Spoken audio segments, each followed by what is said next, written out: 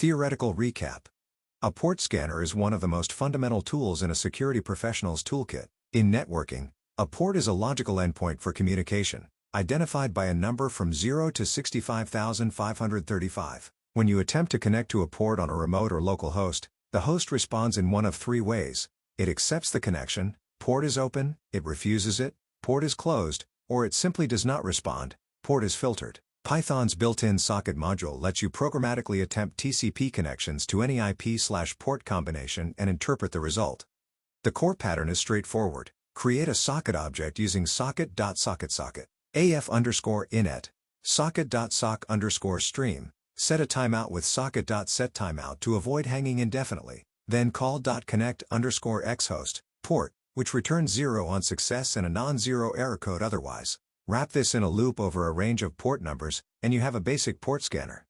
Common mistakes at this stage include forgetting to close the socket after each attempt, leading to resource leaks, setting the timeout too high, making the scan very slow, or too low, causing false negatives on slow networks, and confusing connect, raises an exception on failure, with connect_x, returns an error code. Also remember that scanning targets you do not own or have explicit permission to scan is illegal. Always work on localhost or a dedicated lab environment.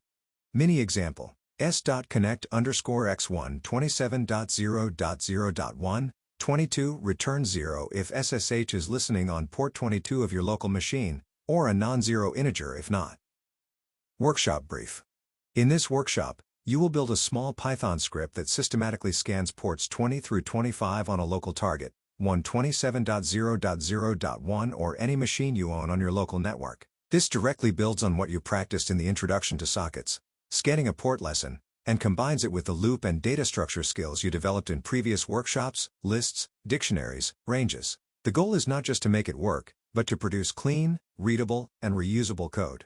Your script must iterate over the port range 20 to 25 inclusive, attempt a TCP connection to each port on the target host, and clearly report for each port whether it is open or closed.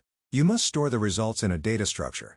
A list of dictionaries is recommended, where each dictionary holds the port number, its status, and optionally the service name commonly associated with that port. For example, port 21 FTP, port 22 SSH, port 25 SMTP. Print a formatted summary at the end of the scan. You are strongly encouraged to map port numbers to their common service names using a dictionary, as you practiced in the workshop, Port Service Dictionary exercise. Pay close attention to the following implementation requirements. Set a reasonable timeout, between 0.5 and 1 second per port. Always close the socket after each attempt. Handle exceptions gracefully so the script does not crash on unexpected errors, and ensure your code is structured with at least one function. For example, scan_port host, port, that returns a result dictionary. Avoid hard-coding the host and port range directly in the logic. Pass them as parameters or define them clearly as variables at the top of the script.